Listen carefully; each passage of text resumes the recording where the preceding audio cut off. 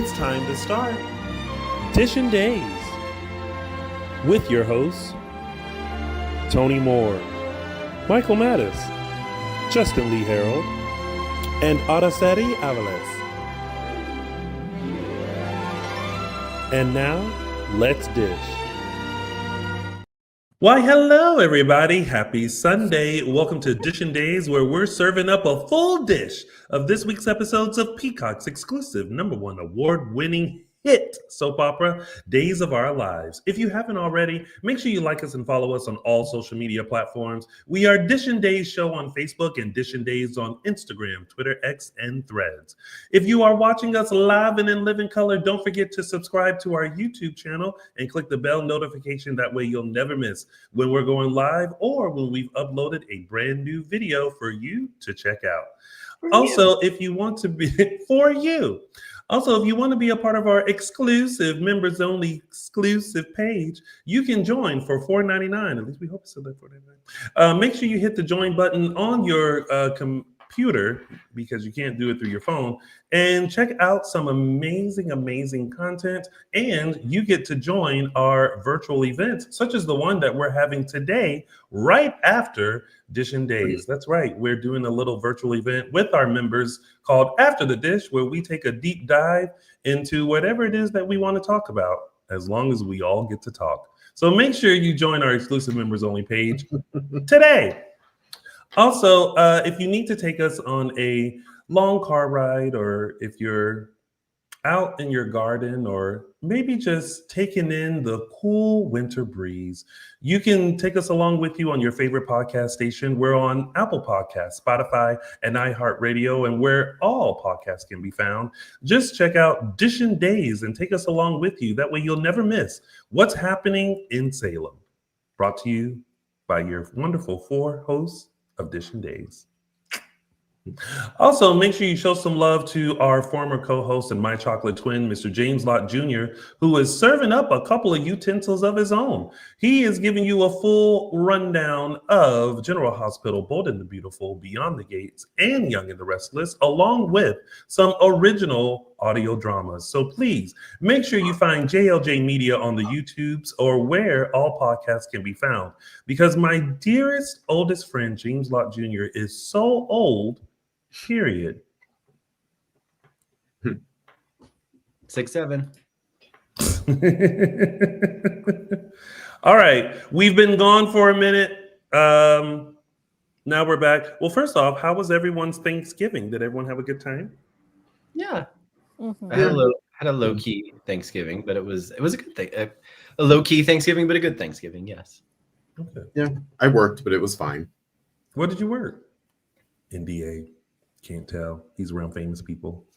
Just serving them slices of turkey. Not serving them. Oh. She said, "Baby, I don't serve. I tell the servers to serve." Araceli, how about you? It was busy. I got to hug all my babies except one, so I was very, very content. I'm very curious. I would have loved just like a couple of cameras at your Thanksgiving. I'm just curious. It's loud. I mean, it's loud. We play games. There's a lot of Prosecco going around. Okay. I yell at my nephew because he says he doesn't like Selena, and he knows that is akin to believing in the... Yes, he knows that is blasphemous talk in my house. Di como la flor. I could fall in love. Yes. He said it while the entire family was watching the documentary. I just about lost my mind. Wow. I had a very nice Thanksgiving. I actually spent it with Derek Yates, who played Carrie on Days. He invited a lot of people over, and we had a great time. We ate. We played games. We played games. Yeah, I bet. We were literally over there till the wee hours of the morning, and now I have a new love for the game Phase 10. So there you go. Yeah. So it was a good time. It was a the most important thing is like when you do something like that is the group of people, like because you never know, because you're like it's new people, but it was a great group. We all got along and we talked and we ate probably way more than we should, and it was a good Thanksgiving. Nice, low key, but fun. Yes. All of you had a wonderful Thanksgiving or Friendsgiving or whatever you chose to celebrate with whomever you love. Yes. Did we all say what we were thankful for during I think I Thanksgiving? forgot. Yeah. What's one I thing that thought we're it. thankful for?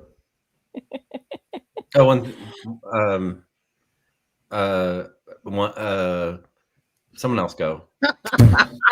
I am thankful for all of my babies. My babies are happy and not all happy, but they're healthy, and I'm blessed to have a close relationship with all of them. So I have one that I'm stupid for not thinking of. The one that's been whining at me outside my bedroom door for the last 20 minutes for his dinner, even though it's 2 hours away. Poor Baby boy. Oh, yes. Baby boy. Justin, what about you? Thankful for health. That's definitely important. Yes, we take that Yeah. for granted sometimes. Someone actually asked me this, and I gave them a list. And one of the things were health.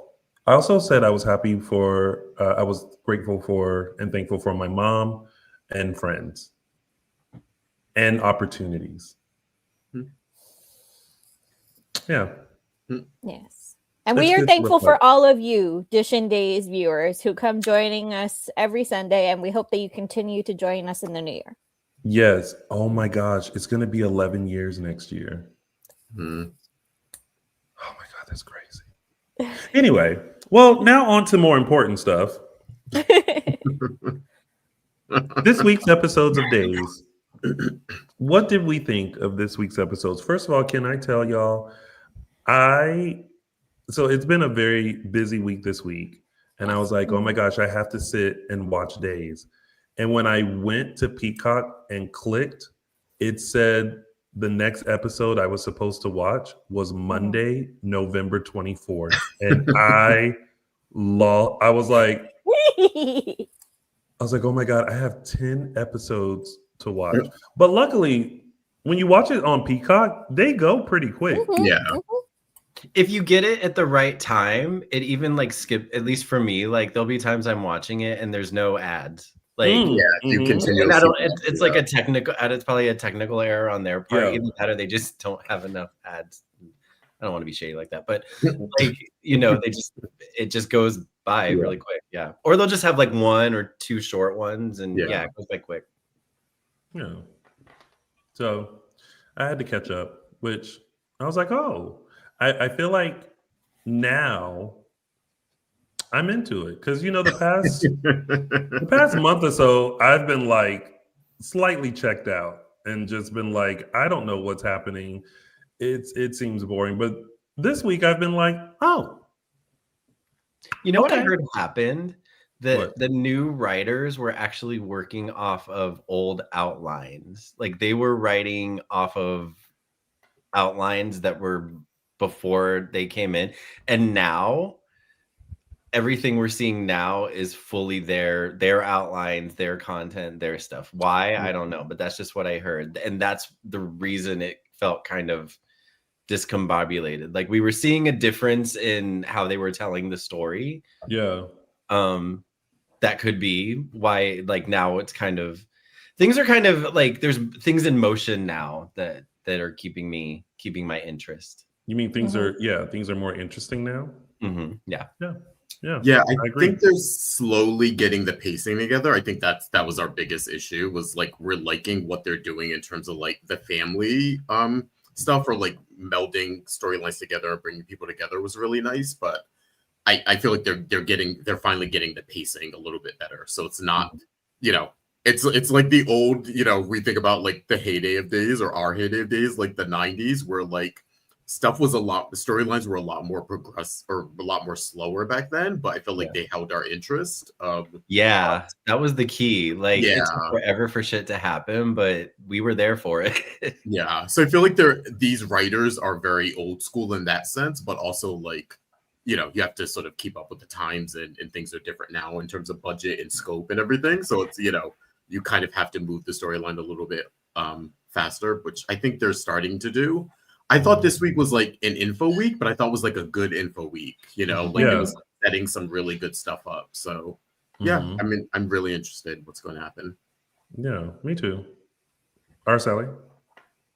I agree with everything you guys said. You know, I'm really intrigued about where things are going. Same. There are certain things where I'm like, huh. Okay. Yeah. And like, even if things don't go necessarily the way I want them to go, I don't feel like I'm going to be massively disappointed. Let's just say that. No, I think there's some things that are happening that are intriguing, and I'm kind of like, I actually put my phone down to be like, oh, what's happening? It's really bad. Like I need to, in the new year, be off my phone more. That's going to be a resolution, so I can enjoy things. But speaking of enjoying things, let's enjoy this moment, shall we? Of us trying to say Dishin Days all together. So let's break it on down, everyone. It is now time to start Dishin Days. Wow, that was pretty close. Let's start off our top storylines with the first one, Psycho Besties. We are talking about the newest residents of Bayview. In the adolescent ward. In the adolescent. First of all, the fact that you have to have an adolescent ward, like, that's a lot. Okay, The kids can be fucked up too, you know? Well, this is true. Can I start with this?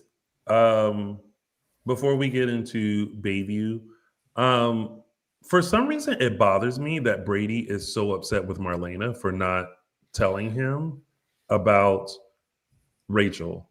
Oh, people really? Were split on this. A lot of people are split on this. No, I've been looking around and people it's a pretty even split.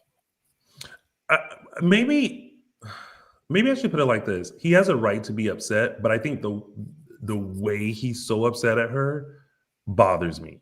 Like, you are Rachel's father and you should know. But I feel like when it comes to Marlena, have a little bit more compassion and understanding and hear her out as to why she decided to keep this from you. Because really, EJ, Kristen, and her decided to keep it, you know, just among them. And I don't know if Brady, I don't know. I'm torn myself because I on one hand I'm like, he's the father too, so he should have been privy. But maybe it was one of those things where it's like, the less he knows, the better, because if anything happens, then at least but also, actually, I take that back. I'm glad they didn't tell Brady, because Brady found out and he could not keep his mouth shut about it. He went to Belle. He went to Sarah. He was just telling Tate. He was telling everybody. It's like, you can't keep. That's why. No, then you know what? I take that back. They made a great decision not to tell Brady, but he shouldn't have been as mad with Marlena as he was. She was right in front of him. I think that's and to that point specifically, I think it's just because she was right there in front of him.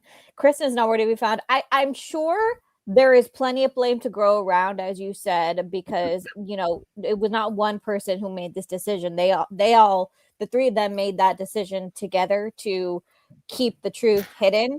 I think we're just seeing one part of Brady's anger. I'm sure the time will come. We'll see other confrontations.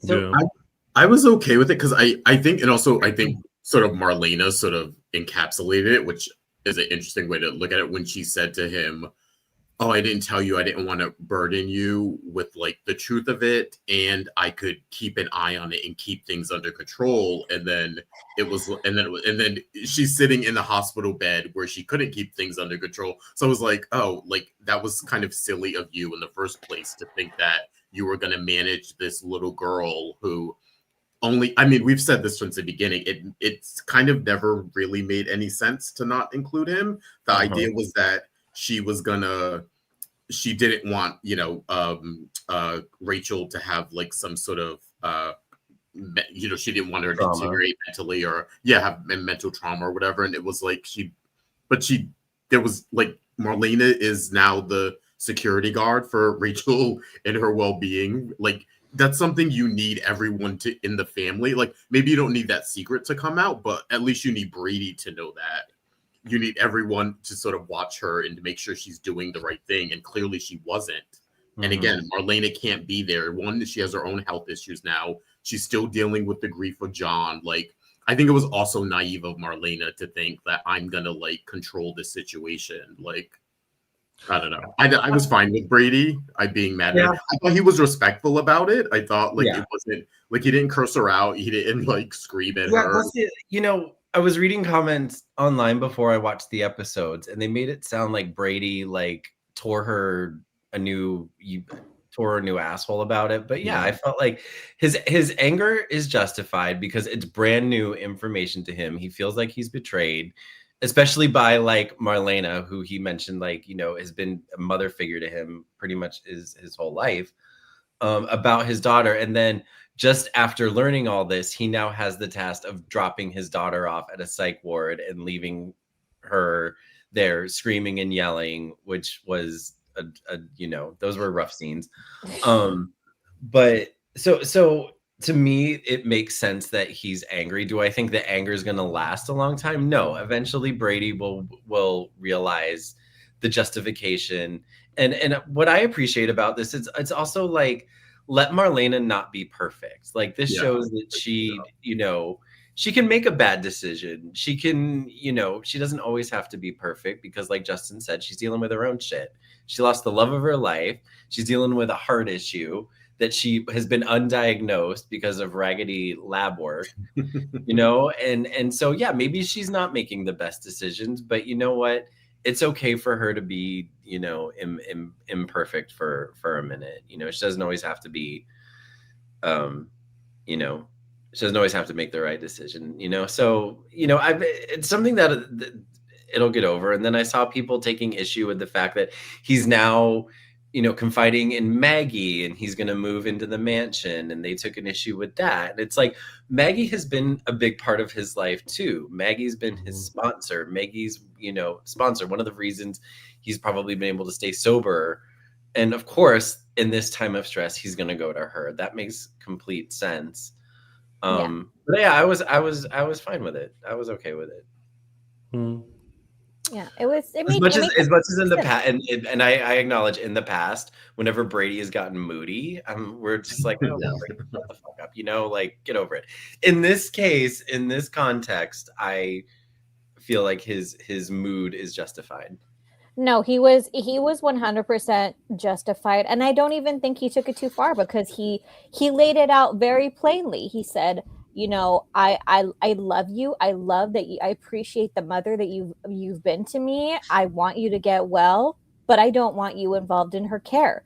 Everything he said to me was justified. It was not overly harsh, because there's a reason that doctors are not supposed to treat family members for this specific reason, because if things go off the rails, you don't want to be the one responsible for that.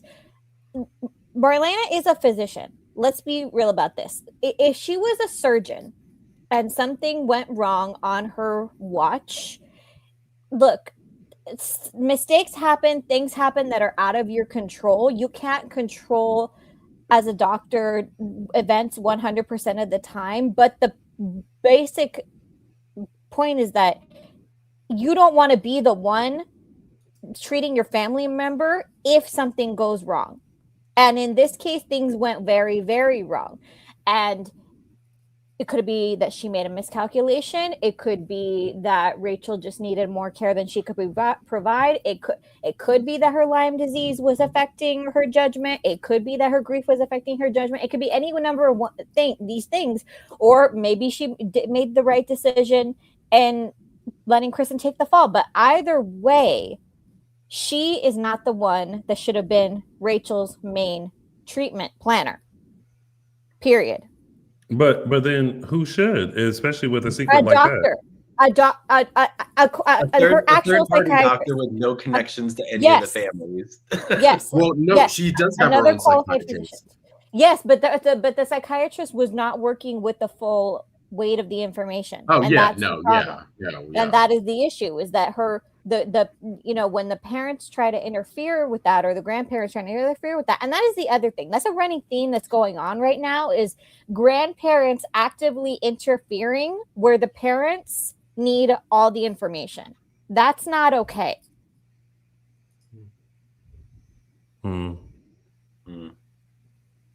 Yeah. And again, I'm not saying that Marlena is 100% to blame. EJ and Kristen were right there with her making the decision, and I'm sure that Brady is going to give them hell for it when he runs upon them.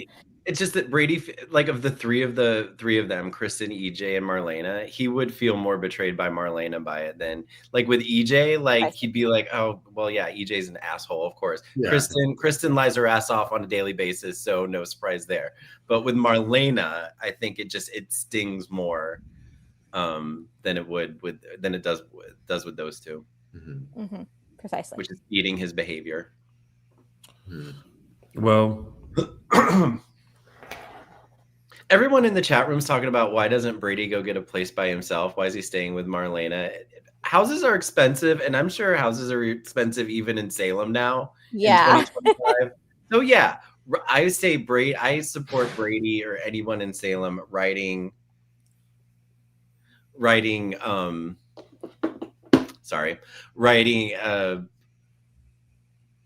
my train of thought. I don't think we should fault anyone in Salem for riding the family train for as long as they can. Living it like okay, having your own mortgage, living in a mansion. Yeah, those are very different things. And let's be clear, like, communal living traditionally has worked for centuries with families. It's not that big of a deal as long as the lines are clearly drawn. It depends on how grown you plan on grandparents. Yeah. That's the thing, is that the lines need to be clearly drawn. I parent, you grandparent. That's I think with I think Maggie's wise enough to do. I don't think she would try to pull like the shit that Jennifer's trying to pull. Mm-mm. But I guess we wouldn't think that about Jennifer, and here we are. So,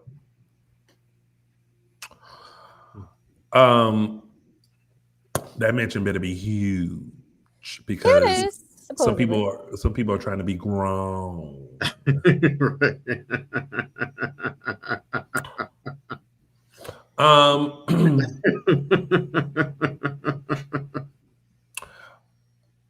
Well, anywho, let's move on over to Bayview. Wait, do we think that, for some reason, I feel like they checked her into Bayview very quickly, and I'm like, is that the move? Yeah, I know that she shot EJ, and she threw the pumpkin at Kat. Yeah, she tried to kill multiple people, and she tried to get Sarah with the pistachios. But does that equate a trip to Bayview like right away? Yeah, I'd say yeah. Because it's a pattern. Attempted murder on 3 people. I think that. I mean, Bayview should have happened when it was revealed she shot EJ. Because it's a pattern of behavior, and the way that Brady described it is very accurate. It's a matter of poor impulse control.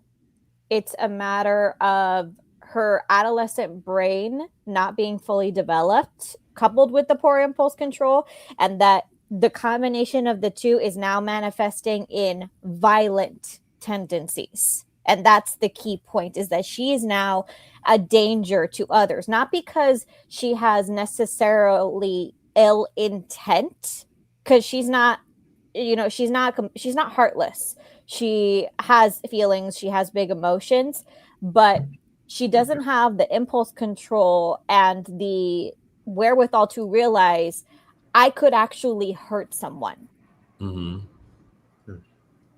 But I think also, and funny enough, I was just gonna say I'm defending Brady in terms of getting mad at Marlena, but I think there's also a lot of blame Brady has to take for himself, and over the next, during this sort of situation where he hand waved a lot of sort of behavior when it came to Rachel before, and I think the consensus was, oh, she's in therapy now, so it's all fine. It's like, no, she has a pattern of someone just put up the stuff with Chloe, then with Ava, then the stuff she's been trying to pull, influencing Thomas now.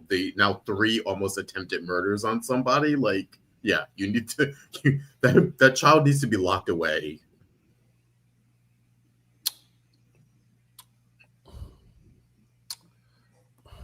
She needs help. Sure. I mean, Bayview's sort of she does. Of the two, them being thrown in juvie. I mean, Yeah, that's not helpful. Yeah. Well, hopefully she gets help, because she was on the Sammy Brady, Kristen Dimera track of things, and so well, we hope that she gets help. But now she's got she got cuckoo. What's her face? Yeah, like cuckoo for Cocoa Puffs Rachel being like, yo, the way I cackled when she was sitting, when Sophia was sitting at the edge of the bed. Mm-hmm. And Tate walked in, and she was like, there was that moment. It was funny. There was that moment, and then there was the moment where she walks in the room all catatonic, and then as soon as she's like, hey, oh my god, like the oh my gosh. Is so there were several moments of the Rachel. There's a lot of comedy in that. Interaction. And this is where I just giggled at. It was so great. This is where I lose my rational, like, therapy believing persona and just go into total fangirl mode, because the combination of these two, I know it's so bad. It's so bad, but they're such talented actresses, and they're that I know it's gonna be trouble. I know it's not good, but I'm kind of giddy over this. It's demented. No, it makes no sense. There was a moment where I was like, oh, so now we gonna teach how old is Rachel? 10? Yeah. So we gonna teach the 10-year-old how to be conniving and deceitful? Oh Lord. Okay. Listen, Rachel's probably more successful than she's been, so maybe Rachel should teach her. But we can share. The teacher will become the student. Yeah, the student. Yeah, exactly. The master. The student will become the teacher. But no shade though. I love the fact that Sophia kind of had a point. She was just like, sometimes you just listen, and you can get all the information you need. And I'm like, they have been coming in just like talking, and I'm sure she's just in there, just in her mind, just like, but instead she's just. She's collecting all the tea. But that moment was she was such a robot. She was just like she was like talking like this, and then Tate came in and she was. And even when she left, she was just. Yeah, it was so weird, because I think before we're just used to seeing her in that catatonic state, just in bed. But it was funny too, because Tate sort of, he kind of went with it, which was weird, because I thought there would be like more of I felt like he was like, it's like you deal with someone who sleepwalks when they say like don't disturb them or don't wake them. Yeah, he just kind of went with it. It wasn't like, Sophia, what the hell are you doing here? Or you're not talking. Like, You know what I mean? She was sitting on the bed. Like, what did he think she was doing? Just staring at Rachel? Like, you know what I mean? Like, there had to have been like some sort of interaction between them, but he just kind of like was like, okay, I'm just gonna go with this scenario that you just rolled in here and like, you know, in this catatonic state. Okay, I don't know. Can you imagine if someone like I would be freaked out. Like Yeah, exactly. if she if she had just walked in and sat on like she.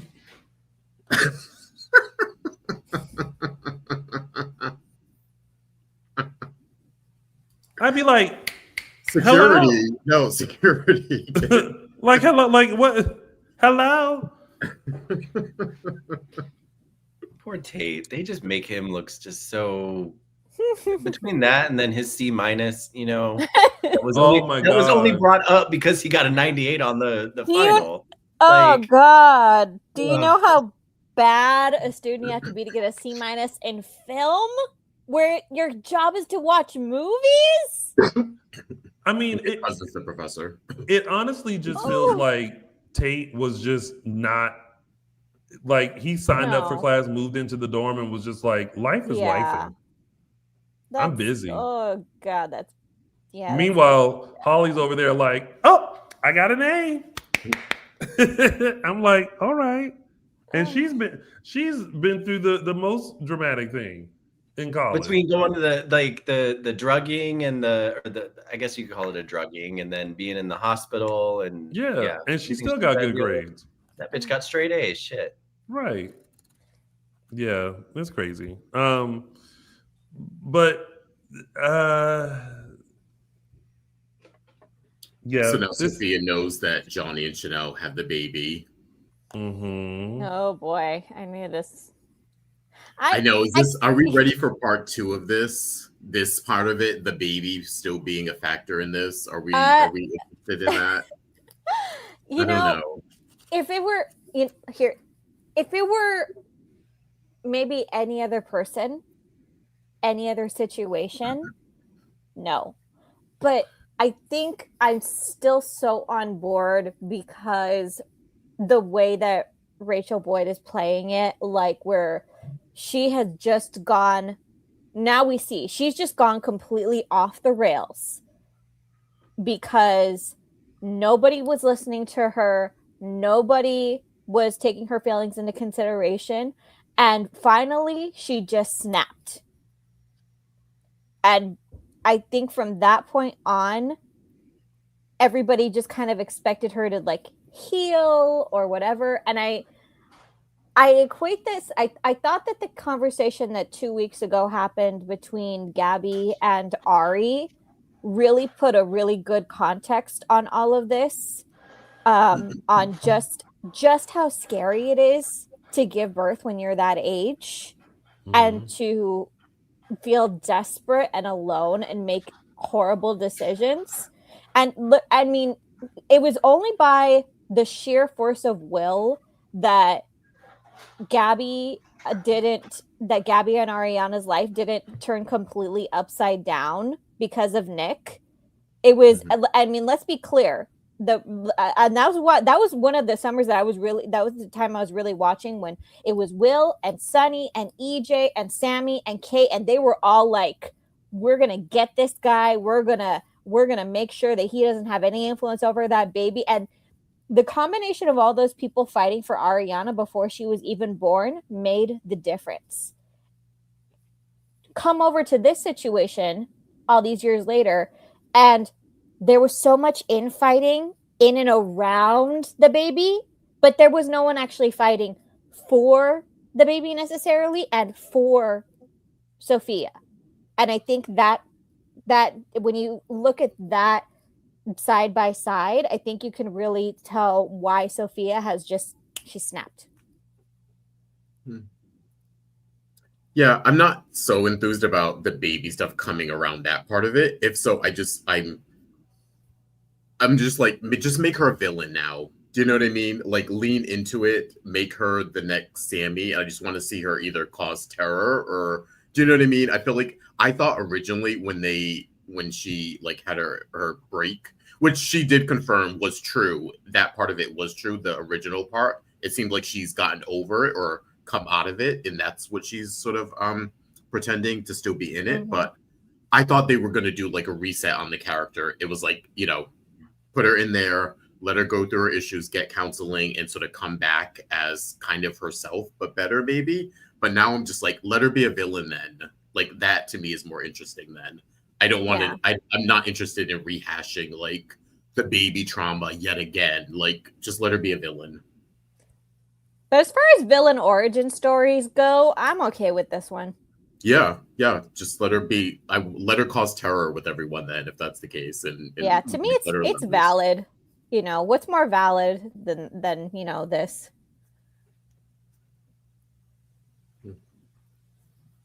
I'm here for it. I don't know. I honestly feel like the baby doesn't fit with Johnny and Chanel. Maybe it's just me, but I am not totally in a disagreement with you, Tony. It just feels weird to like one day like hoping for a kid, and then the next day you have them, and then it's like he's fussy, and I'm like, he ain't been with you but for 2 weeks, like, you know what I mean, like, and there's been like no prep either to like them being parents. So it's like we wanted them to be parents, but I feel like the way that it went about, I don't know, like honestly, I would have preferred this. I would have preferred for Leo and Javi to have kept baby T, because we were so used to them and seeing them love on that baby and how it brought them closer together and how it just fit so easily. I would have rather they had did that and did something else for Chanel and Johnny. Yeah. Agreed. Because the transfer of baby T over to them just doesn't, it doesn't feel organic. It doesn't feel like we're like, oh my gosh, they're so cute. I really feel like it's like y'all ain't ready for no baby. Like y'all ain't got y'all house together. It became like a for some reason it just became like I'm trying to use a word other than prize, because someone in the chat room used the word, like it became like a prize, like especially for Chanel, like this particular baby just became like a goal for whatever reason. And yeah, it just kind of those scenes that we had in those weeks leading up to them being awarded custody, where she was just like so like distraught over the possibility of not getting custody, and it was like, why this baby, you know what I mean? So it doesn't really seem organic. It seemed rushed. It's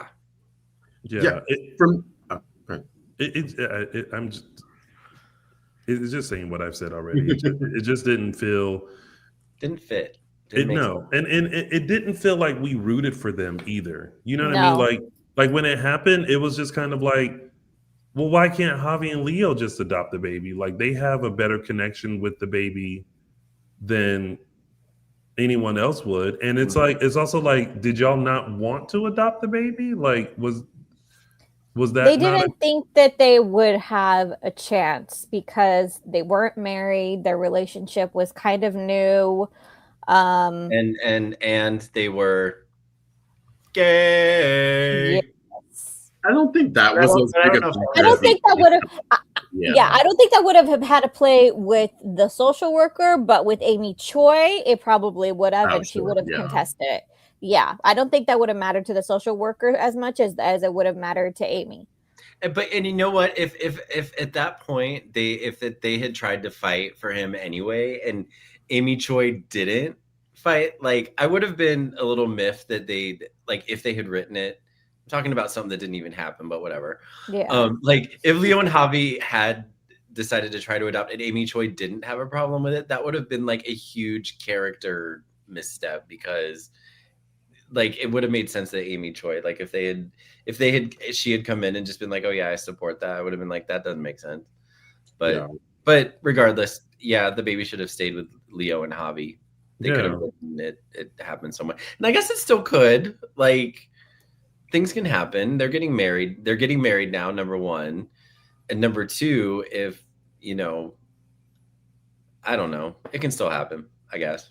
Sure. I actually don't mind. I actually like them with Johnny and Chanel. I think I do agree with you. I think the storyline of them getting the baby was very clunky. I think that had a lot to do with the unevenness of it. I think it favored heavily on Sophia and what she was going through. Then we had the side stuff with Tate, then the mom stuff. And I felt like they probably didn't give Johnny and Chanel the proper amount of time that they should have devoted to their perspective of it. I think they probably relied on the fact that we saw Johnny and Chanel go through. We knew how much they want to have the baby from a previous storyline, and we knew that they had held issues regarding that from a previous storyline. So I felt like they just let that stuff like carry over. But I do agree it was a bit clunky.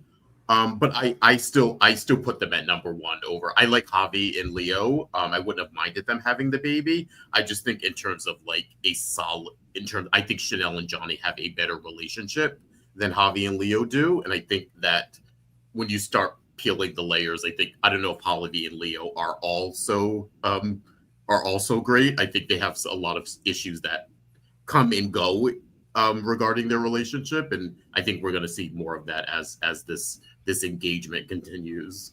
Yeah, they might. I think that they have their issues, but I disagree that Johnny and Chanel are necessarily the most stable couple because just because they went through.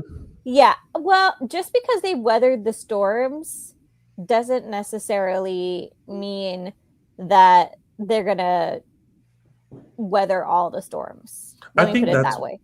I think that's what it is. They don't feel settled because they just they got through not getting. Wait, no, that was before. Well, we'll just start here. They just finished Johnny being on trial for murder. Then all of a sudden, him becoming a professor, then moving into a new place, her trying to keep sweet bits afloat. Also, the whole thing with his jealousy with like her and Alex and the Blue Bunny incident. Like, I feel like they've been through a lot to where I feel like they haven't been a stable couple long enough to then introduce a baby. Whereas Javi and Leo, even though it's still new, their progression as a couple, it was almost natural for them to at least foster the baby. But then it allowed us to be like, I actually like this because this is bringing out the softer side of Leo. But he's still Leo. They both have stable jobs. They there's all this stability in their seemingly more fresh relationship than in Johnny and Chanel. You know what it is? And they had a full family support with that part. With Ari and Gabby and Rafe. Like, it seemed like such a more natural fit than to say, okay, now we're going to give it to Johnny and Chanel, where there's all this friction and turmoil where Sophia doesn't even want the baby to be with them. We had all the issues with Amy Choi. Johnny doesn't want EJ anywhere near the baby. It's like it's messy over there. You know what it is? I feel like at this past year, as Leo and Javi were getting settled in as a couple and getting settled in, like being basically the primary caregivers to little T, I feel like they were also settled in themselves. You know what I mean? Like, Leo has been in therapy for years, where he's really done the work to fix what he thinks was broken in himself, to fix his issues. He has made amends where he could. He has really been honest about his shortcomings and really and is finally has like a stable job where he feels like he contributes. And Javi went through all this turmoil that we didn't even know about, before we met him. But it seemed like he had already kind of worked through that a little bit. And his final step was to share his trauma with Leo and have that support system in his relationship, and then have that encouragement to finally go back and pursue the career that he wanted. You know what I mean? So it feels like not only were they settled as a couple, it felt like this past year, the two of them just individually really settled into themselves. And I don't necessarily see that particularly with Johnny, where he's right now pushing the Dimera side of him away and thinking like, if he ignores it, it'll go away. And Chanel's kind of encouraging that, like, if we ignore EJ, he'll go away, kind of a thing. And that's not how that works. No, at all. No. And I don't know. It's a mess to me. And so it's just, I don't know. It's weird.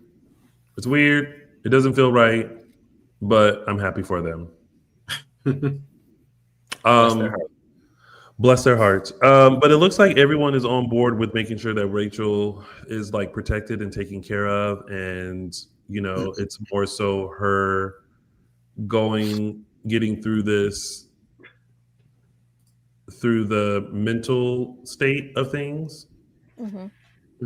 Poor child was dumped into a drama basket, literally. So, yeah. Kudos to them protecting Rachel, but Sophia is gonna get over here. I'm entertained at least. They're gonna be plot. You know who else needs to come into the mix? Nurse Whitley. I was gonna say Nurse Whitley's there and Connie's there. And who? Connie. That's right. You know what? That could have been a Beyond Salem chapter 3. I think we talked about Salem that. Bayview. Yeah, just all the stunts and shows in Bayview. I don't know. Maybe if they're all still there next Halloween. Oh, right. That could be a storyline. All right. Well, I think we have traveled down Crazy Train enough, right? And now let's tip on over to Chad Enters the Crypt. Okay. On a scale of 1 to 10, how vested are we in this story? Because honestly, I'm getting to a 10. Yeah. I'm there. In terms of 10 is vested. 10 yes. is here. I am, because I feel like there's just so many questions. Like there's the questions that the people in the crypt are asking, mainly being who's doing this to us. But I think that there's so many other questions that are going to come out of this that just have yet to explode. And I'm really, really excited. Well, right now we're all just at a why. And I feel like, I don't know if you guys feel like this. I feel like whoever's in the tube and the Dimera's being kidnapped is connected. Maybe. No, I take that back, because at the end of Friday, it messed me up. Because I don't think so. I think. What about the end of Friday messed you up, Tony? Yeah, what do you mean? So I was starting to think EJ had something to do with this, because he was so kind of like, oh, Tony's missing. You know, Kristen's out of jail. Like, he was very, Chad hasn't been answering his phone, but he wouldn't do that. And I'm like, you just seem like you're playing along. And it wasn't until Kat dropped the stuff in his drink and he passed out, I was like, now, Kat, are you drugging all these folks and putting them, like, what are you doing, ma'am? It's what you think it's Kat? Well, I don't know, because that's just how it ended. Why is she drugging? Why is she drugging EJ? Where's she gonna put him? I think she's trying to. I don't know what exactly she's trying to do, other than maybe eliminate EJ as a potential suspect. I think she's trying to snoop, and she needs him knocked out for a little while. Yeah, exactly. She's Yeah. trying to, Oh, she's trying to walk around the house. Yeah. Yeah, or like get into his phone or get into his devices or something. And yeah, she just needed him subdued. I don't think she's kidnapping him, and I don't think she's the one kidnapping the other Dimeras. I think another Dimera is kidnapping these Dimeras, but I don't know what Dimera.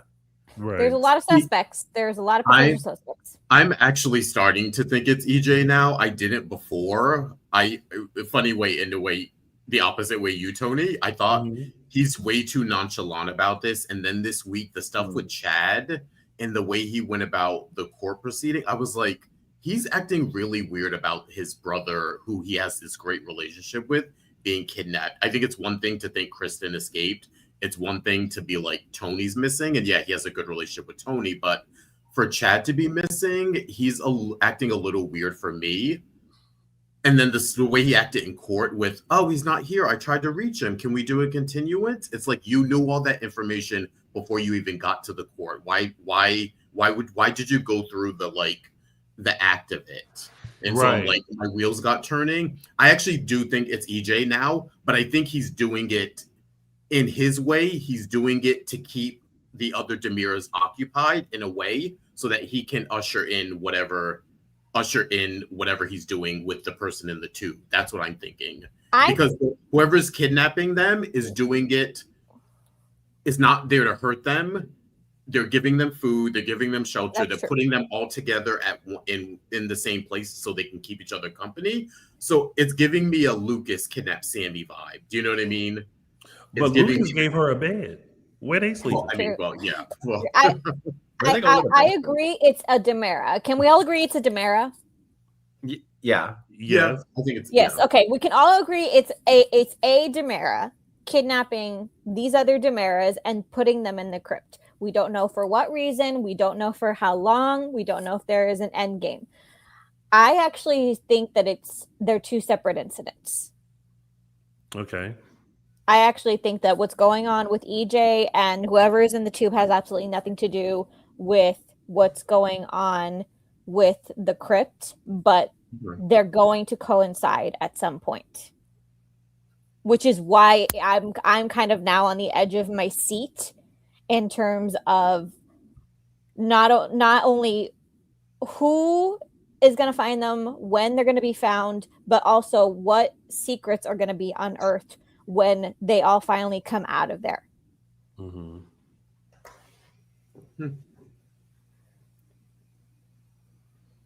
It's interesting though. It's one of the storylines where I'm very vested, and I just like the fact that one by one they've been, because at first it was just kind of like, okay, that's weird, and at first the Kristen breaking out of jail and Tony being lost, no one connected those dots until they showed up together, and it was like, wait, hold up, what is happening?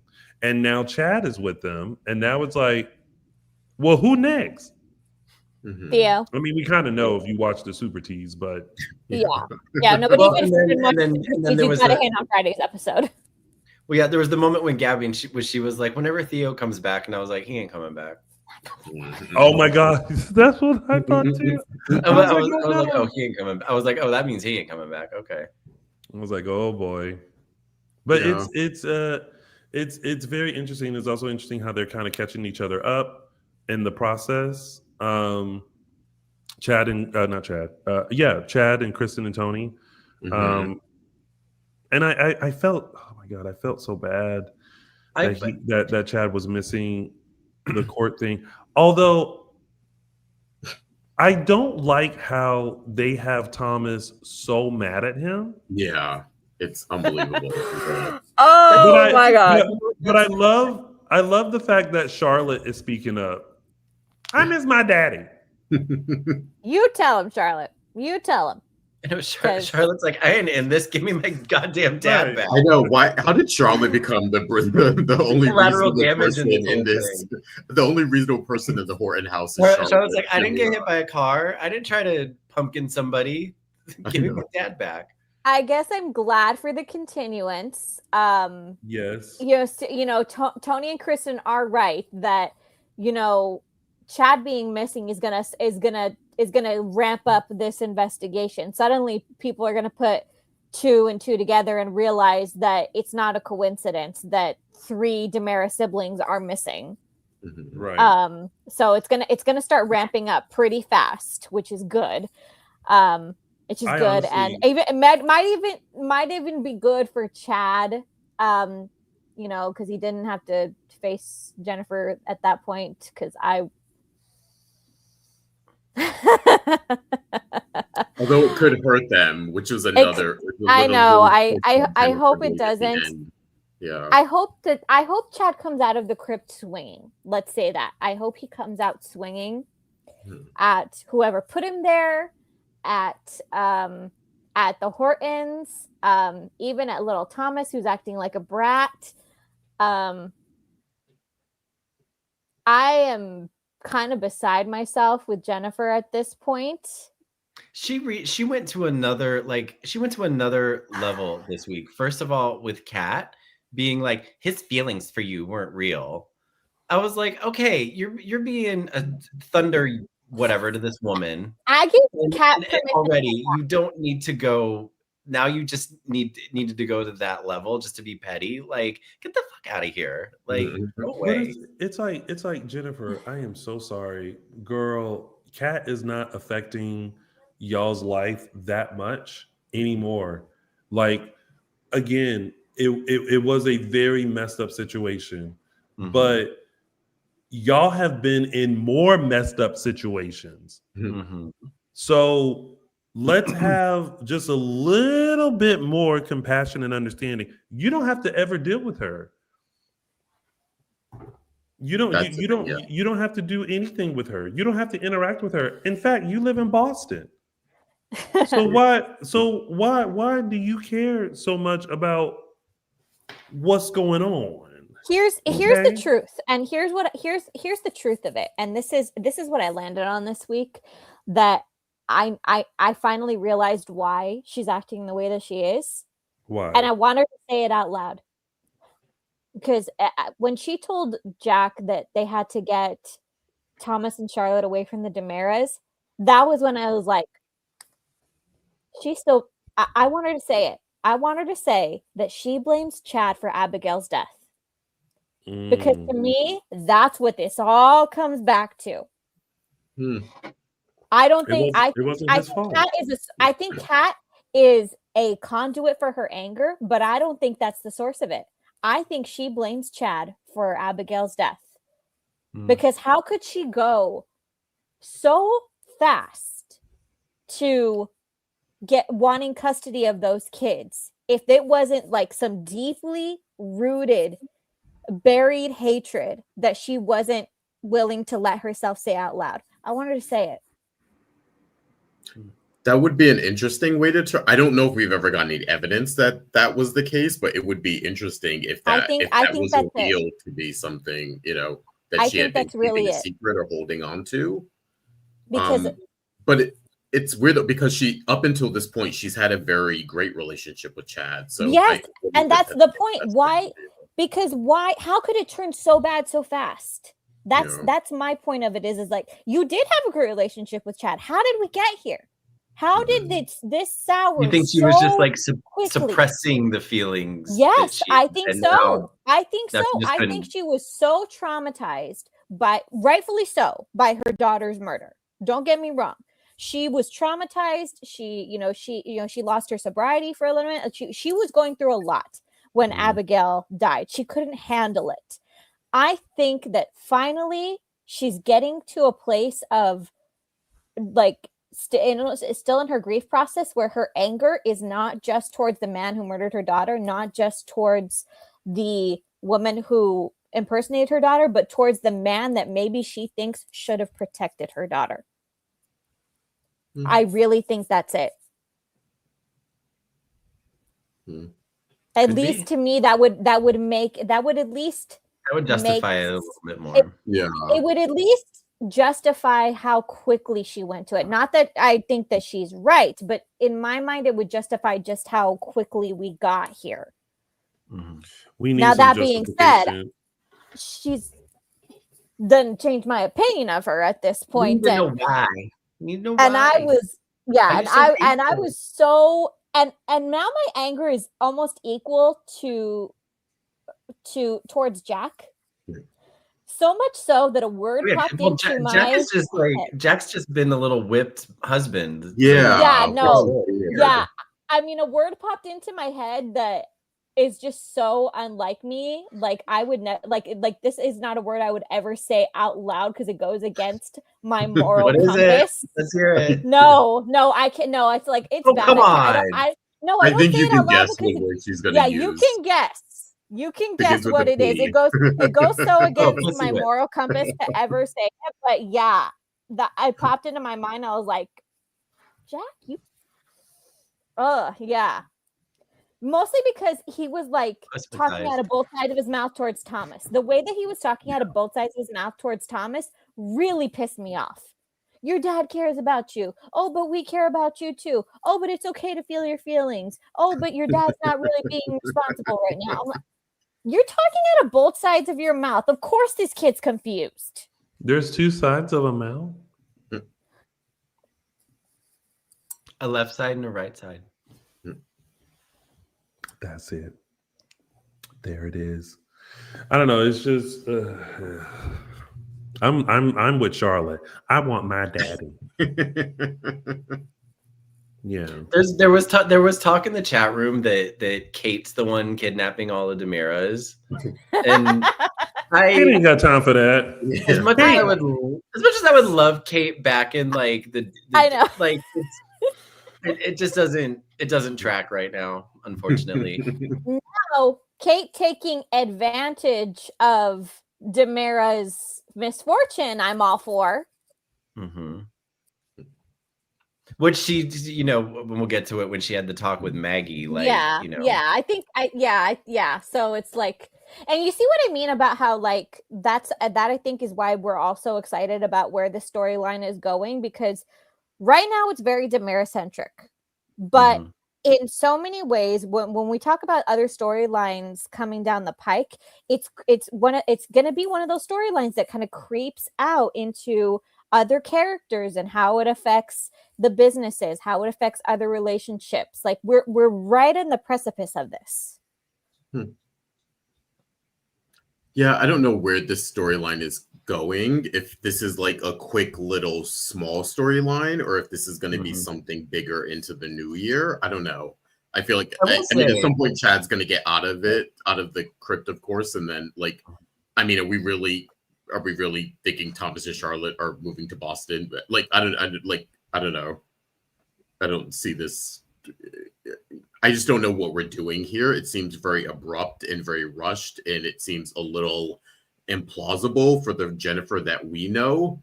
I would rather it be what you're saying, Araceli, and then it's revealed she's had this issue with Chad all along, or she had these feelings and it was suppressed them or whatever. But it's a very confusing storyline for us to see Jennifer this way, even though it's interesting. It's very confusing and who says it's interesting?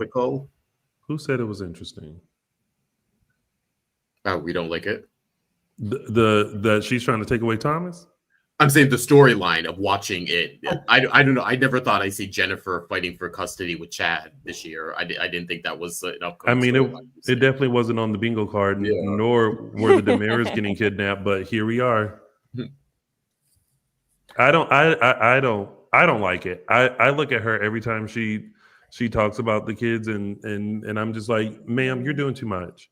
You're doing too much. This man has already lost his wife and has been keeping it together since his wife passed. And has been a support system for the rest of your family for like multiple years since his wife died, lost his wife, moved in, and like was Julie's like support system. Like during Doug, like all the while being a great father. You didn't say nothing when he was dating Stephanie, when we were like, it still feels a little too soon for Stephanie and Chad to happen. You didn't say nothing. Mm-hmm. Now you have this issue, which again, we understand how hurtful it is to have someone impersonate your deceased daughter. At the same time, you know why she did it. There was no ill intent. It wasn't as malicious as it could have been, because they could have done it to where she read about Abigail, saw that she had some money, and was like, boom, I'm about to get into it. No, she was trying to save her family. So how you mad that he forgave her, still saw the good in her, and now you're just like, oh, those kids aren't in a good environment. Well, they've been in a good environment since they were born. Now all of a sudden you want, girl, if you don't go to Boston and live your life and leave them children alone, especially Charlotte, she ain't finna have it. She want her daddy. I will follow up with Elizabeth's mama in our chat, who said that Jennifer needs a fall from grace. I will follow that up with where's that balcony that Princess Gina threw her off? That's just what I thought about when she pushed her off the balcony. I was like, yeah, she used to get shoved off that balcony again. Is that balcony somewhere close by? It's in Salem. It was in Salem. It was in the square, the second level of the bistro. You had to presumably walk upstairs or take an elevator or some shit to get up there. But yeah, it was. Oh my God. All right. Well, can we leave the crypt now? Yeah. Sure. Lovely. Probably smells in there too. Let's head over to the Times Square where we have Times Square.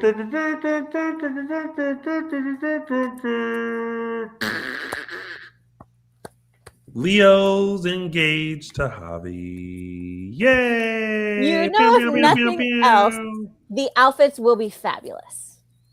Yes. I hope they don't do like, I don't know. I hope they don't go over the top with it. I hope they go like, I know, but I'm hoping Leo. Like gay wedding. Not all gay weddings need to be freaking spectacle. They did that already with him once when he married Sonny. Right. Oh. Freddie. I was gonna say Freddie, but Sonny, when they had their wedding, and he came with like the flashy suit and the giant country music star hair. Like this time, just like, and let that be like, everyone's like, oh, what's Leo gonna wear? Oh, what's Leo gonna wear? Maybe he just comes in something, stylish, but classy and like subdued. I think that's Javi's job. Javi will wear something classy and subdued, and Leo will wear whatever fabulous thing he's going to wear. The best weddings are the weddings where the couples are just purely themselves. Let them be a mixture of, melding together the best of themselves. And look, if nothing else, Leo always entertains, and look, that his last wedding didn't go off without a hitch, and I was thoroughly entertained. Nobody ended up getting married, and I was thoroughly entertained. I feel like though they kind of set it up for something's gonna happen, because he was like, there's the rush of getting married. Let's get married on December 31st. And it's like, and he mentioned something about like, how things happen at a wedding. And I'm like, well, what's finna happen at yours? Mm-hmm. Or things happen on New Year's Eve. Yes. People come back. Like, it's like there was a time where it was like someone came back from the dead every New Year's Eve. But Gwen seemed to not be happy about it, and now she knows when the wedding's taking place. So she had those the wheels started turning for her. So, I could not stop laughing. Like, this is the magic of Emily O'Brien, that she took those lines of congratulations and turned them into like the least congratulatory speech I've ever heard in my life. It was so great. All in the delivery, baby. Oh my God, that was great. Well, maybe she'll team up with Ari, who now has an issue with Leo, apparently. It feels like from with Gwen, it puts a wrench in her plan. Whatever her plan is, it was just kind of like, oh, I wasn't expecting that, you know. Yeah. So, mm, mm, mm, mm. But I love that people are on board. He went to Marlena and brought. Okay, I don't know if anyone else noticed this, but it kind of bugged me a little bit. We could clearly see that Leo brought her drag coloring books, Oh yeah. but then it was just never mentioned. Like I was hoping for a line of like, "Oh my gosh, how did you find coloring books of the cast of RuPaul's Drag Race?" Or, a coloring book for drags. I feel like a queen. Something. Like she just kept holding it up. And I was like, I feel like are you gonna say now it? I know what Tony wants for Wait, Christmas. he only mentioned having a binge watch of Drag Race when she gets out. Yeah. That was the only. And honestly, I wasn't paying enough attention to see that it was Drag Race coloring book. Mhm. I did that. You didn't notice that big queen on the back of it in pink? Yeah. I did. Yeah. I did. I was like, kudos, mama. Maybe they were afraid. Maybe they were afraid World of Wonder would come after them for royalties. Well, at this point, they should be happy to get mentioned elsewhere. Maybe people will actually tune in. I mean, they are, but maybe not. It's Shady Sunday around here. I don't know. After last season, even I'm on the fence about.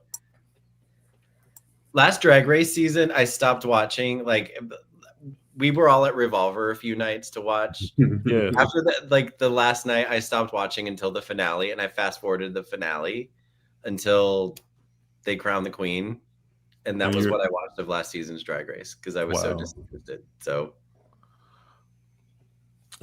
well, that's a whole. But this is not called Dishin Drag Race. Sorry, this is Dishin Days. My bad. Anyway, so yay. Yeah. What else is there? Ari doesn't like him. It was like that seemed out of left field. It seemed a little odd because they've been like Gabby was the one that had a problem with Leo. Yeah. Ari never, at least not that I remember, ever had a big issue with Leo being in the picture. Now suddenly they're engaged and it's a big deal. Now it's like, he's gonna be there all the time. It seems like they had a story arc for Ari when she came, and now that that's ending, it's like, oh yeah, remember she should hate Leo, so now we're gonna like retroactively have her hate him, which makes no real sense. Because if she knows now, if she knew now what he did to Sunny and Will, then she knew back then too. Yeah, she's always known. Yeah, no, she's known. So like, why it wasn't an issue before now? Like it's a little disjointed. So it's a little. It must be them forcing it to serve another purpose that we have yet to see. Yeah. Yeah. And also weird because we just had that scene. What was it? During John's passing, where sort of Will and Leo kind of made up. Yeah, like, they were copacetic. Yeah, it was like okay. Like, if Will can bury the hatchet, yeah, exactly. With him, then you can too. Yeah. Sweetheart. I'm hoping that this is just like a short-lived thing that they only brought it up just to address it right before Leo and Javi get married, where maybe Leo kind of senses some tension from Ari and approaches her, and they hash it out a little bit in a way that in the ways that he's done with her parents, with Chad, and because I think he has made amends with everyone, but because Ari was so young when all this happened, that maybe it kind of didn't register to actually apologize to her. So I'm hoping that that's where this is going. Yeah.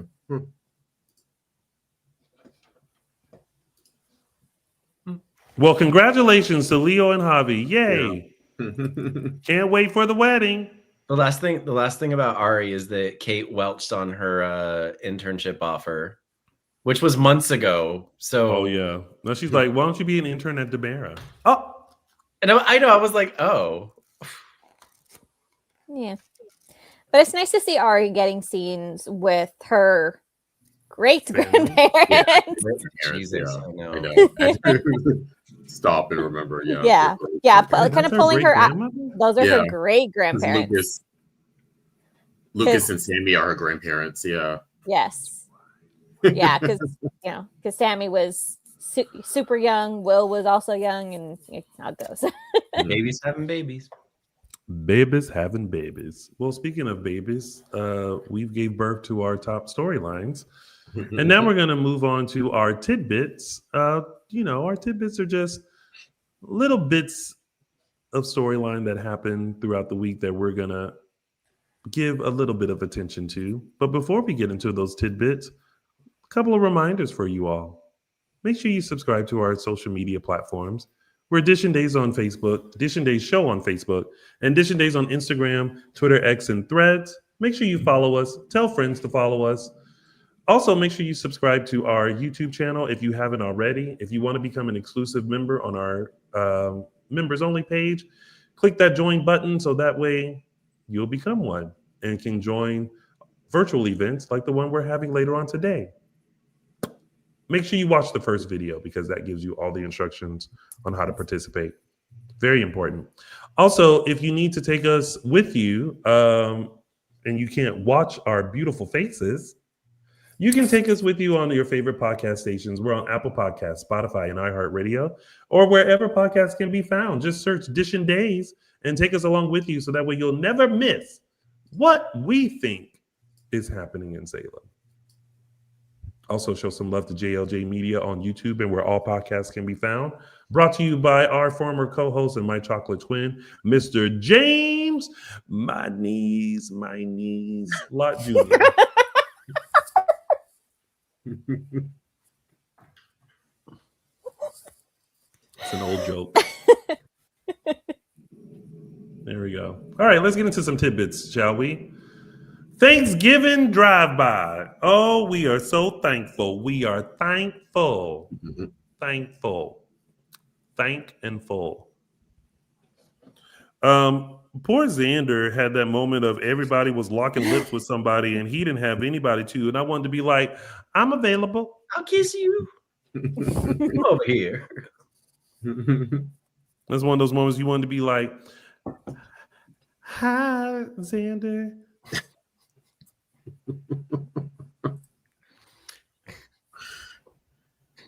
I What? I snorted.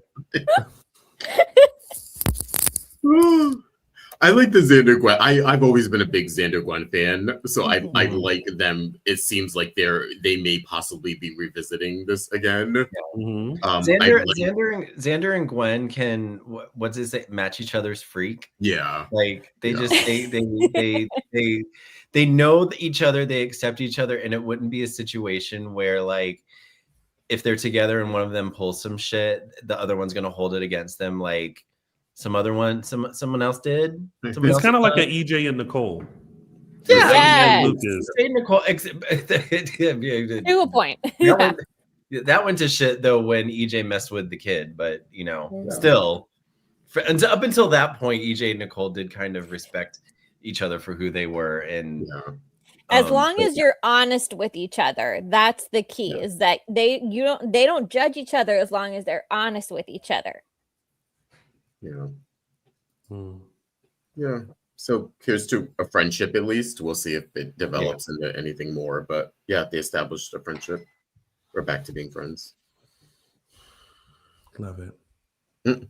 Chat room is not about Gwen and Xander. Really? Please, not Gwen and Xander.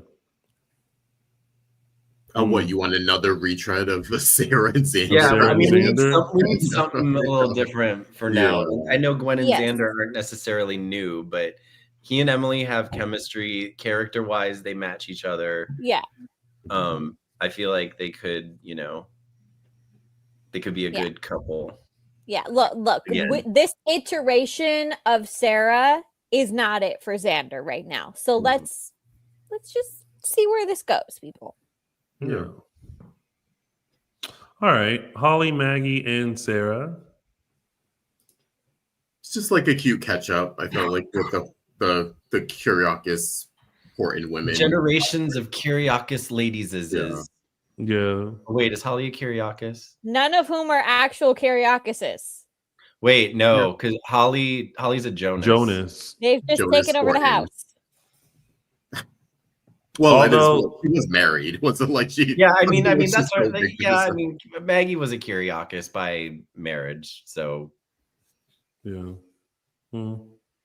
All right. yeah, it was a cute. I like their little interactions. I like when the three of them are together. It's nice when you see Yes. a family or like at least a nice mix of generation of women. I like that they do have Maggie clocking, especially with Sarah. Yeah, clocking when you're like, oh, you're not telling me the whole truth. You're not telling me the whole thing here. Yeah. When she was like not telling her about the kid, Rachel. One thing I want to mention, we didn't talk about when Holly. We're talking about Holly now, but Holly was upset that she wasn't hearing back from Tate. Oh yeah, because Tate was dealing with the family shit, and I was actually like, part of me was like, it's okay, girl, like Yeah. But the other part of me was like, okay, say what? Well, okay, but I have been in that situation where, yeah, but she didn't have insight to what was going on, so she could only think that, okay, he's not texting me back, he must be mad at me for something. That was the only context she had. But also, I think this is like the immaturity of both of them. For one, when you're it's not immaturity. It's being a human being. Like, you're in a serious relationship with someone. You're used to a certain level of communication. Suddenly, that communication drops for absolutely, in your mind, no reason. Yeah, of course she's gonna go to, oh my gosh, maybe he's mad at me. Maybe, but it's when you're, but what I'm trying to say, when you're in a relationship with somebody, there is a level of responsibility to communicate what's going on and not just ghost the other person. Regardless, like, it's so easy to take 2 seconds and write a simple text if someone's repeatedly texting you and just being like, hey, sorry, going through something, I'll talk to you soon. I agree with you. That alone can just ease any kind of problem. No, I agree with you, Michael, but I think that also lends itself to Justin's point as to their immaturity, where Tate's immaturity. It lends itself to Tate's immaturity, but also Holly's immaturity that she immediately jumped to, I'm the problem. I'm saying it's not immaturity because I was in that situation like in my 30s, and yeah, it's not immaturity. It's just being a human being. Yeah, but it's like, but there's a difference between thinking like there's a problem, and in terms of I'm the problem. You know what I mean? But what else would the problem be if you have no other context? If you have no other context, then your mind can go to a million things, from he got in a car crash to something's going on with the family. Like, it doesn't, like, I wouldn't necessarily, you have to be in a very, to me, that's a response, I think, to a fairly, either a new relationship or a relationship that doesn't necessarily have solid footing. Yeah. Where that's your immediate response is to, oh my God, did I do something wrong? Instead of saying, maybe they need space, maybe they're having a bad day, maybe they're dealing something is going on where they're just like completely checked out. Sometimes that happens. I could see Holly's point. Meh. Tate could have taken 2 seconds, and yeah. I mean, I say that all the time. I've had this debate, and I do think, Tony, I do think we should put a poll on this, because because I've had this conversation several times. I've had this conversation with Del Matthews yesterday, and I am actually very curious to know, guys, is there anybody out there who still ships Holly and Tate? I just accept it. I don't necessarily ship it. I'm just like, okay, it's there. Like, Yeah, I don't I'm mind really them. curious. Are there I don't mind are there them. are there anybody out here who has any faith in this relationship at all?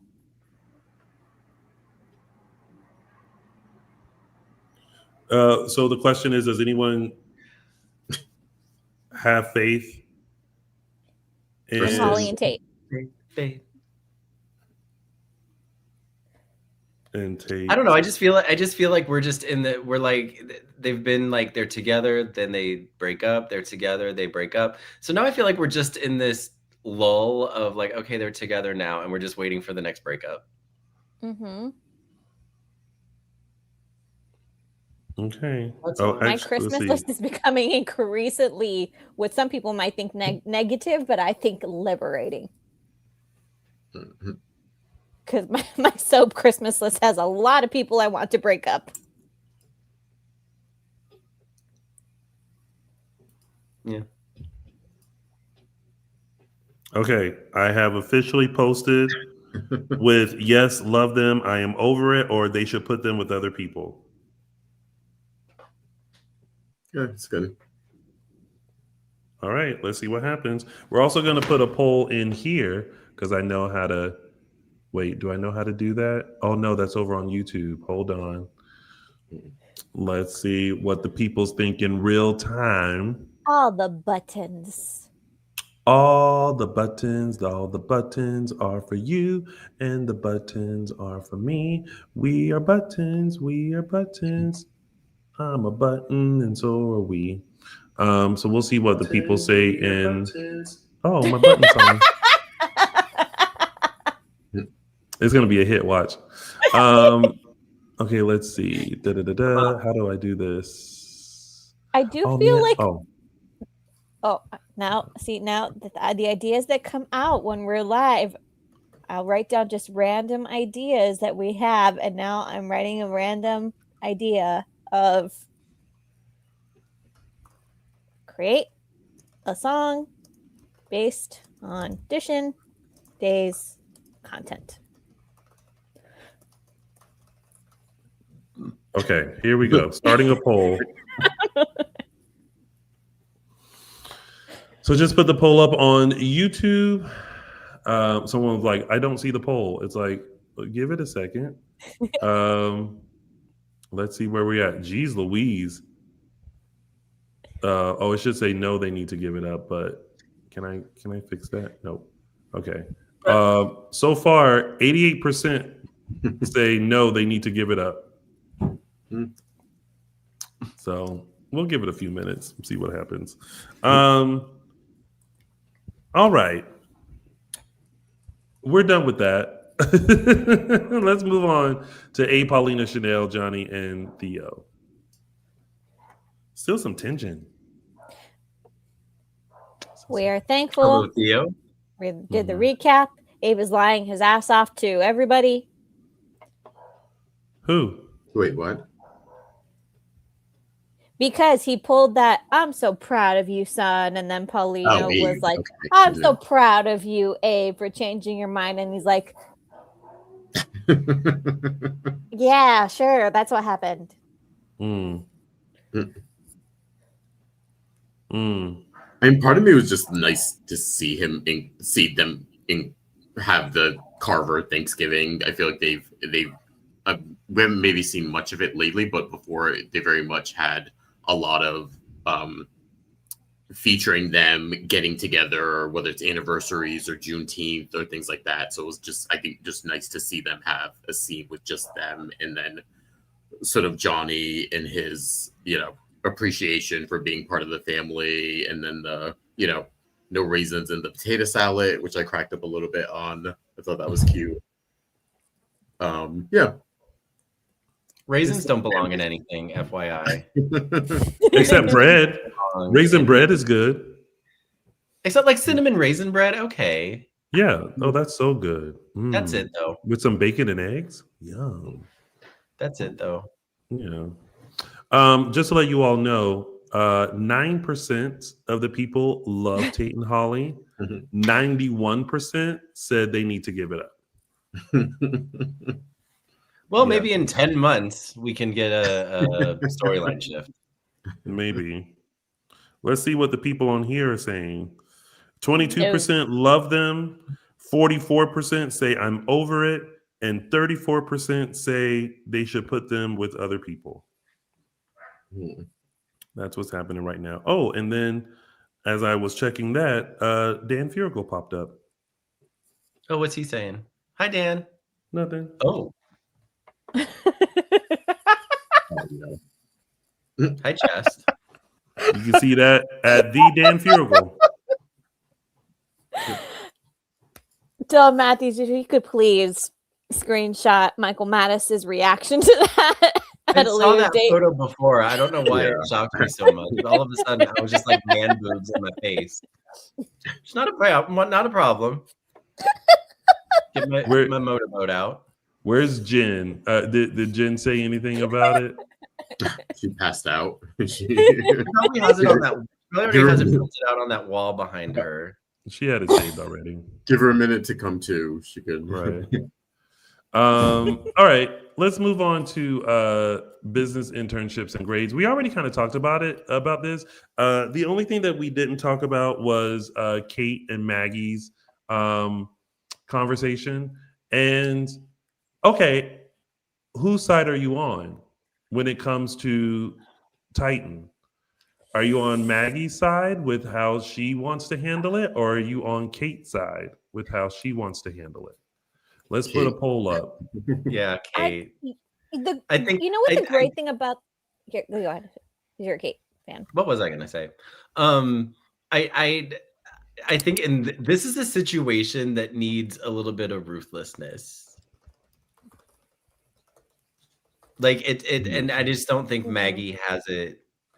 I think as much as she tries and as good as she is at some of this business stuff, the ruthless part of it, I think, like I was waiting for her to like want Kate to help her. Like I was like, oh, is this going to be like, you know, it's going to be Maggie and then Kate maybe like guiding her, or again, just a way to figure out a way to get Kate back into business, Kate, which she already kind of is, but not enough. I just think that Maggie does have a soft spot, and that's the kind of person you want in a leadership position that is a little more heartfelt and humanize the employees. But Kate is like, bottom line is, if you want Titan to survive, this is what you need to do. So there seems to be, I fall actually in the middle here, because I thought that they both made very good points. You know, you don't want to be that bitch boss who lays off people right before the holidays. No. But Kate is right that their bottom line is hurting, and some tough decisions are going to have to be made. So I think there's if these two ladies put their heads together, I do think that there's a way that both things can be accomplished. And I think that Kate already is kind of finessing her way into it, where she spoke her mind to Maggie, and she basically she laid out the bottom line, she laid out the numbers, she gave Maggie all the information that she had. And, I think she's going to continue to tell, Maggie like it is. Mm-hmm. And she's also, I think she's looking at the bigger horizon, and there's a reason that she's telling Ari to go with the Dimera internship. I think she's slowly trying to finesse her way back into the Dimera fold a little bit to see if she can help Titan. Mm-hmm. Oh, really? It's a Kate move. It's such a Kate move, and I think there did seem to be something, a little bit of an agenda behind. Oh, yeah. When she was like, "There's just no internships at Titan," she's like, "But you know what?" And I kind of thought, I was like, "Oh, what is Kate? What's her agenda here?" It's such a boss Kate move. I thought that was just to put Ari with Theo again. I thought that's what that was about. No, she has no. no. Oh, in terms of In the terms writer? of plot. Yeah. Yeah, no. I think in terms of plot, that's actually what's going to happen. But in Yeah. terms of Kate's motivation, I think that's where her mind is going. It's twofold. It's I can be a good influence to my great granddaughter by helping her, achieve a goal that she wants, and I can also get my foot in and see what's going on over there and see if I could take advantage of the situation, help tighten. See, I didn't even think of that part just because I think Kate has always been close with Theo. So I think if she walked into Theo's office and said, I think Theo would jump at the chance to hire Kate if he wanted to or she wanted to. So I didn't even see that as like an obstacle. I didn't even think of it as that. I actually found Kate to be incredibly reasonable in this.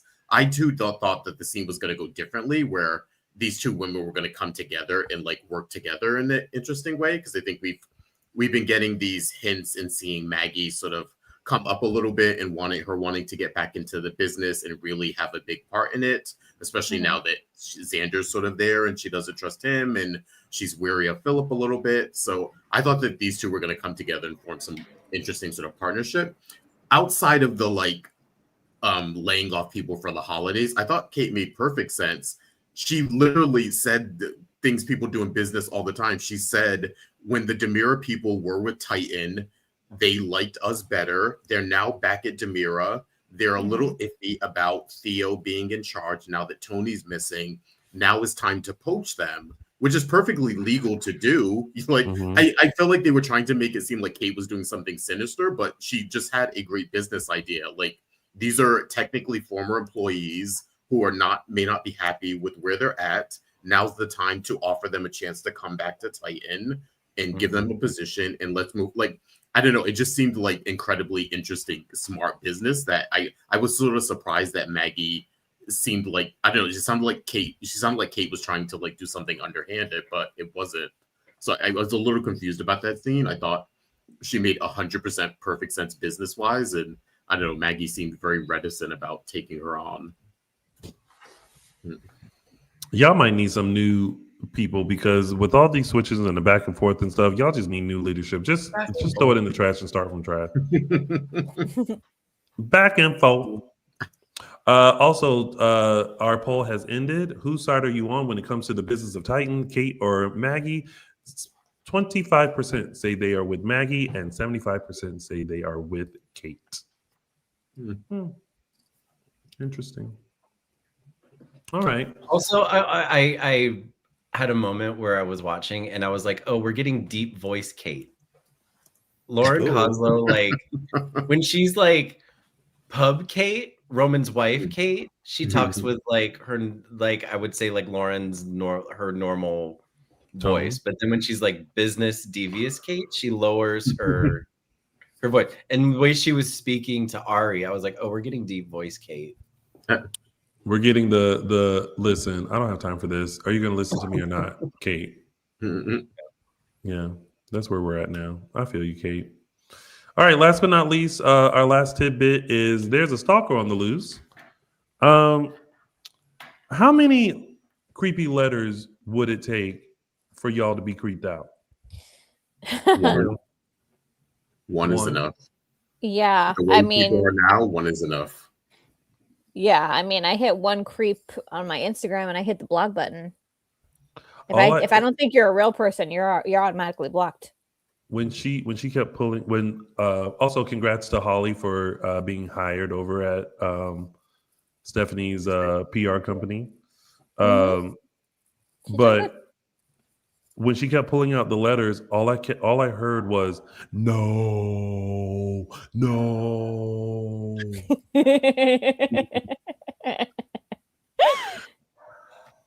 Not the bodyguard. Anytime a letter like that happens, I automatically think bodyguard. And I am so tired of whoever that is in that black jacket with those black gloves. It's just always, and then what? And then they. It's like, who is it? It ain't Jeremy. I don't believe No. It's not Jeremy. Jeremy's the red whatever herring. Yeah. It's just so annoying. It's like, girl. Get it together. Now Steve's on the case, looking Which into it. I appreciate Alex kind of being like, listen, look into this, you know. But the way they angled Stephanie when she got to Chicago, which also shout out to art the art department. Y'all will always make the Salem Inn look completely different, and I appreciate you for that. It's always the same door, or the same side of the door, bed, same layout. Yeah, but y'all make it look different. So shout out to y'all for working hard to do that. But the way that they positioned her, I was like, somebody's about to come snatch her up. But it was just the man walking up to the door, being like, no.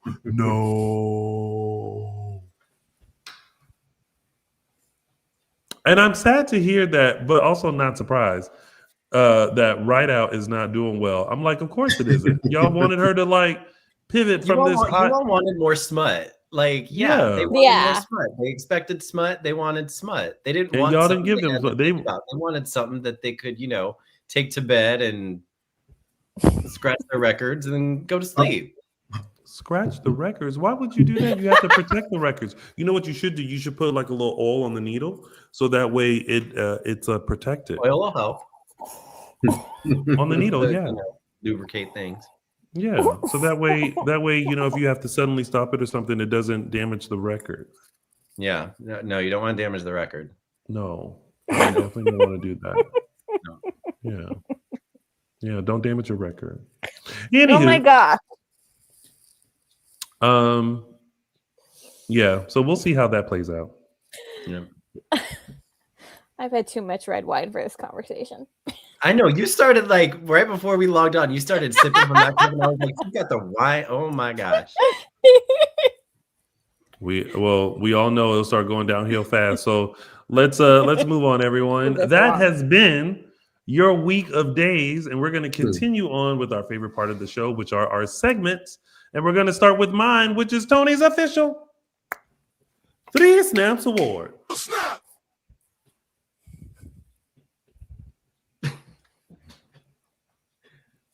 Tony's official 3 Snaps Award. Oh, snap. There we go. It didn't play the first time. Yeah, it did. Yeah, we heard it. I didn't hear it. Sometimes I hear it, sometimes I don't. I was like, what's this pause for?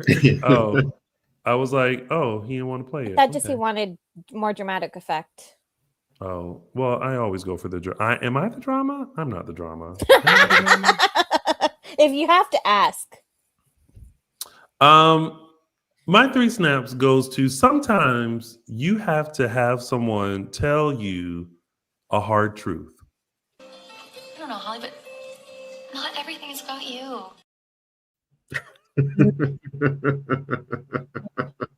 Just because. But Holly had oh God!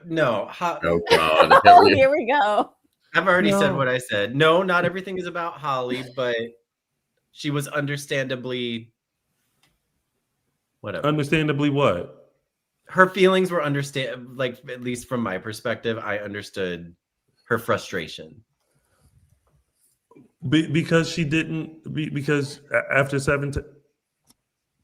I mean, listen, I get it. Yeah, because after sending 7 texts to her boyfriend, she's. You said 77? Not 77. Well, listen, I mean, I get it. Yes, he could have replied back, but sometimes you do have to be reminded that. I don't know, Holly, but not everything is about you. Because it's not. So, Marissa Reyes, is it Reyes? Reyes. Marissa Reyes, Ari, Reyes. You get Reyes? Reyes. That's what I said. Oh, you did not. You're like, is it Reyes or Reyes? We said Reyes, and you're like, okay, Melissa Reyes. Marissa Reyes. Yeah. You get Tony's official 3 Snaps Award. Oh, snap. Oh, my God. Oh, snap. It is now time for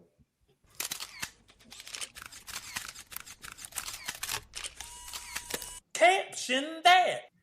This caption, that photo, comes courtesy of Rachel Halsey, aka Alice Halsey, who plays Rachel, and her I'm dealing with a psychopath look. And this week's caption goes to Hourglass Fan 1 on Instagram with their caption, "What the heck were they thinking with the music and that mess of the 12/8 week promo?"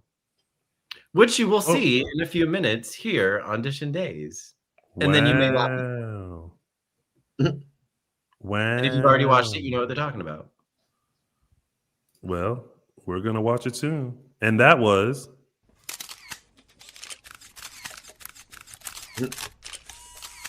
Caption that.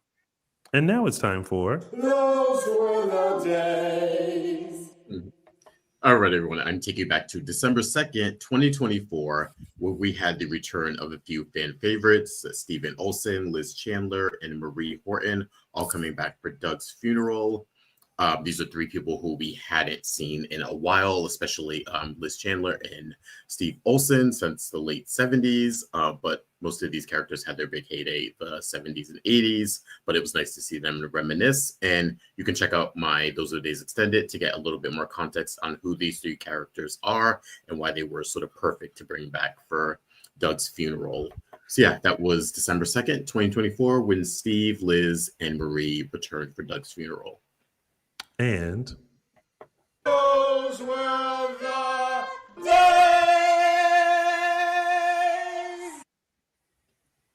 And now it's time for... It's a gift.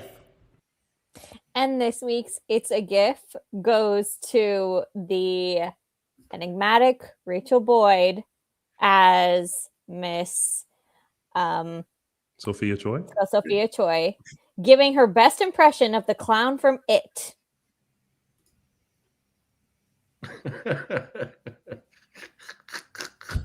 You see it, right? You see it. Be afraid. This is the look that says, be afraid. Run the other direction. This is that says, I'm about to fuck shit up. Yeah. If you see this look, run far away. That's And like, okay, everybody this but is Rachel would know this is like when you're in a conversation with someone you think you know everything about, and Since you they're got your degree and you know every fucking thing. anyway, and then you ask them, wait, did you vote for Trump? And that's the response you get. And you're like, oh. Oh. Oh boy. Oh. And that was... Oops, I need to get back to them. Mm. What was it? Oh, was it fit? It's a gift. There we go. Oh my goodness. And now it's time for...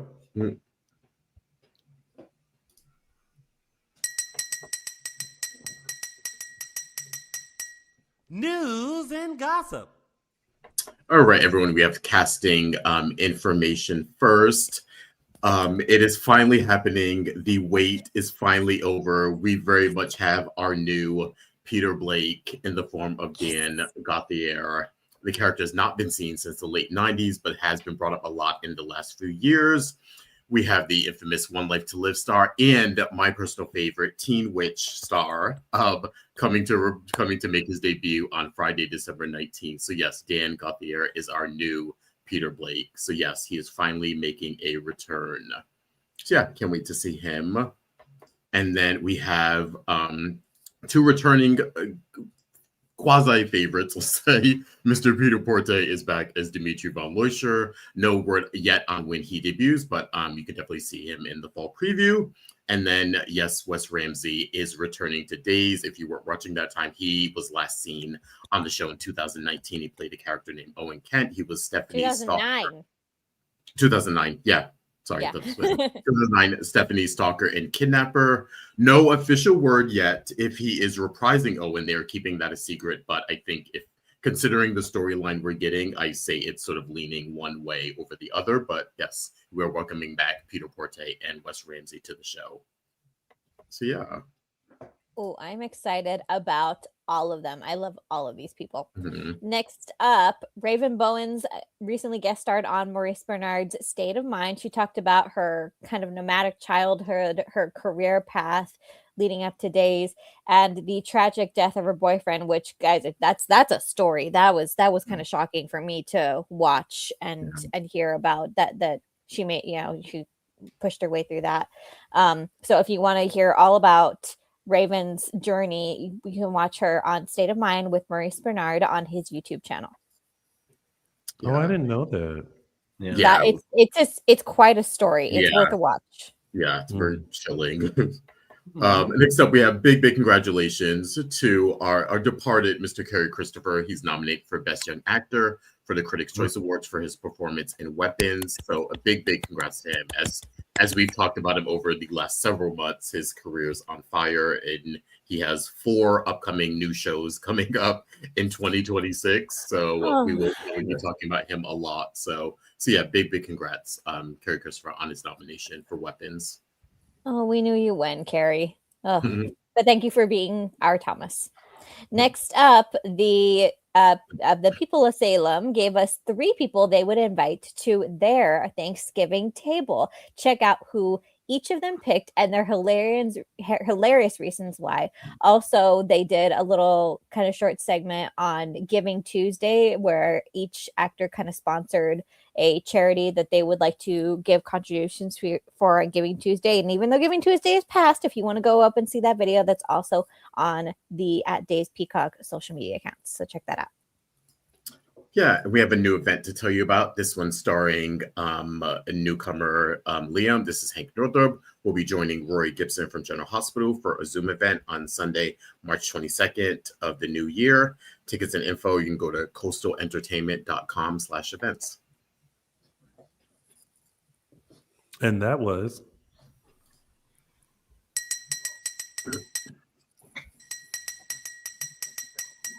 News and gossip. And now it's time for a peek as to what's coming up this week on Peacock's Days of Our Lives. Next week on Days of Our Lives. Theo? What's going on? Dr. Rolf, what in the tarnation are you doing here? I thought you had my back. Turns out you think the worst of me just like everybody else.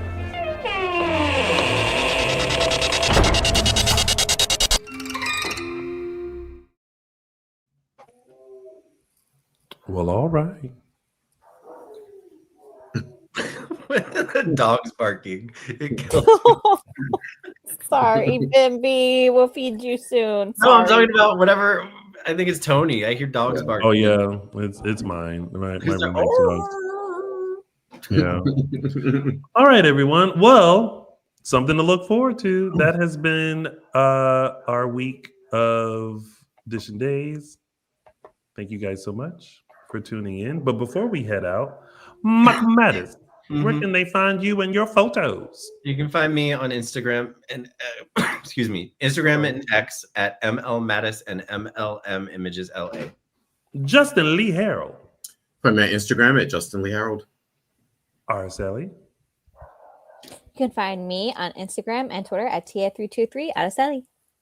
And you can find me on all social media platforms at Lounger with Tony. And you can find us at Dishin Days Show on Facebook and Dishin Days on Instagram, Twitter, X, and Threads.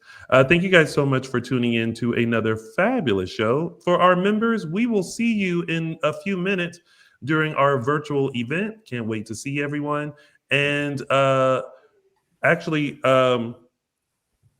before we go on our huge break, we're going to have one more show next week. And then after that, we will not be back until January 11th. But this is my and Michael Mattis's last show of 2025. Araceli and Justin will be holding it down next week for our last show of 2025. But before we head out, we just want to thank you guys so much for your continued support. Thank you for always tuning in. Please make sure you tune in next week. And then after that, have a wonderful holiday, Christmas, New Year, Kwanzaa, Hanukkah season. to all. I think I hit them all. Yeah. And So thank Happy you New guys. Year. And should all so thank you all. But yeah, just keep that in mind. Next week is our last show of 2025, and then we will not be back until January 11th. Please come join me and Justin Lee Hareld. We are going to make it fun. We're going to hold it down. There might be some bells. Nice. They're going to make it nice. There might be some They're bells. going to make it nice. Going to make it nice. We're making it nice. Clip. Thanks, y'all. Have a wonderful week, and we'll see you back here next week for another full dish of Peacock's exclusive #1 award-winning hit soap opera, Days of Our Lives. Have a wonderful week, everybody. Bye. Bye.